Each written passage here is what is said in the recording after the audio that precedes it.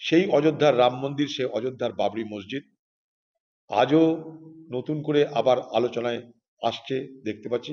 কমসে কম মুর্শিদাবাদে তা তো আলোচনায় আসছে।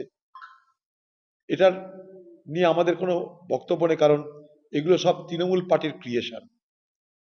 তৃণমূল পার্টি নেত্রী মমতা ব্যানার্জি সে নিজেকে বড় হিন্দু প্রমাণ করার জন্য সে পুরী থেকে জগন্নাথ দেবকে নিয়ে আসছে পশ্চিমবঙ্গে, মহাকালকে নিয়ে আসছে পাহাড় থেকে সমতলে, দুরুঙ্গাঙ্গন তৈরি হচ্ছে।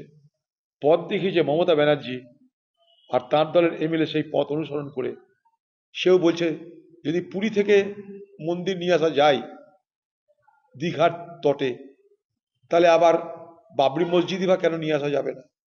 কিছু বলার নাই, হাইকোর্ট বলেছে রাজ্যের দায়িত্ব। যা কিছু দেখছেন সব ক্রিয়েশন, যা সৃষ্টি করেছে কিন্তু মমতা ব্যানার্জি। অর্থাৎ মমতা ব্যানার্জির রাজনৈতিক ভাবনার গর্ভে আজকে এই ভাবনাকে লালিত পালিত হতে আমরা দেখেছি। আমি শুধু একটাই দাবি করব মুর্শিদাবাদের মানুষ, বাংলার মানুষের কাছে দাবি, আবেদন, অনুরোধ সবই করব। সেটা যে মন্দির বা মসজিদকে কেন্দ্র করে ধর্মীয় ভাবাবেগের দ্বারা পরিচালিত হয়ে আমরা যেন মুর্শিদাবাদ এবং পশ্চিমবঙ্গে সাম্প্রদায়িক সম্প্রীতির বাতাবরণকে বিষাক্ত না করি। ধর্মপ্রাণ মানুষ তার ধর্ম পালন করবে, এটার মধ্যে কোনো আপত্তি কারোরই থাকতে পারে না, আমারও নেই।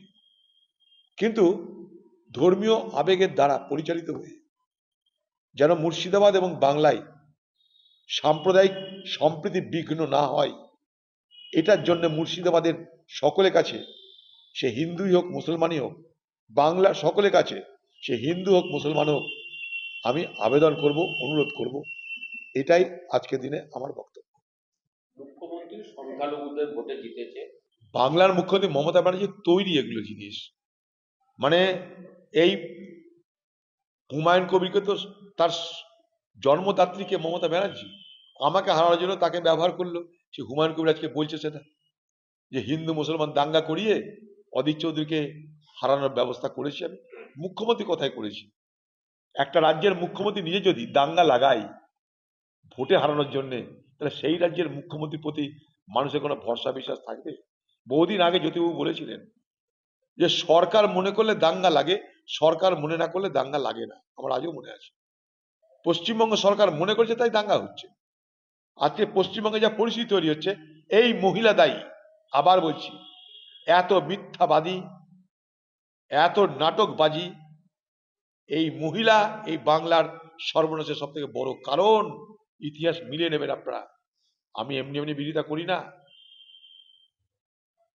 একটা ভোটে জেতা হারা বড় কথা নয়, কিন্তু আজ পশ্চিমবঙ্গের সামাজিক বাতাবরণ বিষাক্ত হচ্ছে।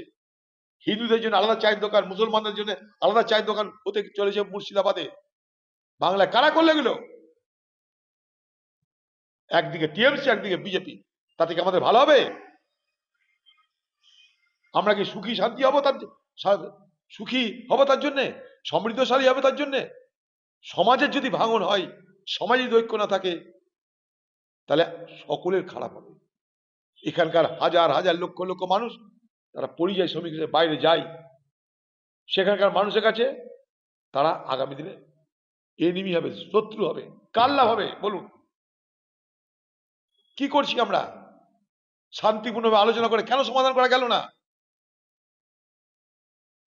আমি হাত জোর করে মুর্শিদাবাদের মানুষকে, বাংলার মানুষকে আবেদন করছি, অনুরোধ করছি, ধর্মীয় ভাবাবেগের দ্বারা যেন আমরা আমাদের মধ্যে সম্প্রীতি, সৌহার্দ্য, ভ্রাতৃত্বকে হারিয়ে না বসি। আমার মনে হয় এই মুহূর্তে এটা যেটা জরুরি কাজ, সেটা হলো এই।